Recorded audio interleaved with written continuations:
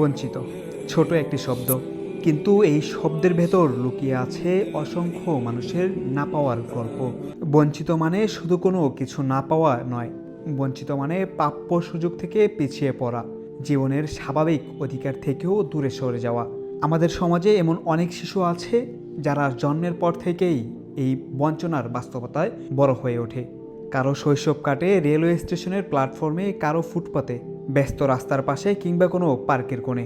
যেখানে অন্য শিশুরা স্কুলের বই, খাতা আর খেলাধুলার আনন্দে সময় কাটায়, সেখানে এই শিশুরা প্রতিদিন লড়াই করে শুধু বেঁচে থাকার জন্য। এই কঠিন বাস্তবতার মাঝেও আছে একটুখানি আশার আলো। একদল তরুণ এগিয়ে এসেছে এসব শিশুদের পাশে দাঁড়াতে। তারা কোনো বড় প্রতিষ্ঠান নয়, নেই বড় কোনো অর্থনৈতিক শক্তিও।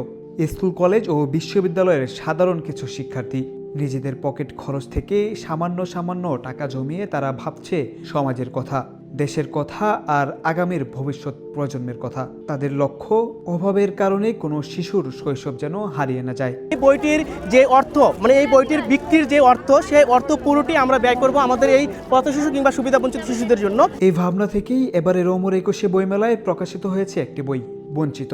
বইটির পাতায় উঠে এসেছে পথ শিশুদের জীবন, তাদের সংগ্রাম, না পাওয়া আর ছোট স্বপ্নের গল্প। তবে এই বই শুধু গল্প বলার জন্য নয়, এর সঙ্গে জড়িয়ে আছে একটি মানবিক উদ্যোগও। বই বিক্রি থেকে যে অর্থ আসে, সেই অর্থ দিয়েই তরুণরা সাহায্যের হাত বাড়িয়ে দেয় বঞ্চিত শিশুদের দিকে। ঈদকে সামনে রেখে শিশুদের হাতে তুলে দেওয়া হয় নতুন জামা আর একটি করে বই।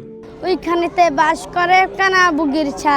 হয়তো উপহারটি খুব বড় কিছু নয়, কিন্তু সেই ছোট উপহারে ফুটে ওঠে বড় আনন্দের হাসি। নতুন জামা হাতে পেয়ে শিশুরা হাসে, আরেকটি বই হাতে পেয়ে তাদের চোখে মুখে জ্বলে ওঠে নতুন স্বপ্নের আলো। হয়তো এমন ছোট ছোট উদ্যোগই একদিন বদলে দিতে পারে কারো জীবন।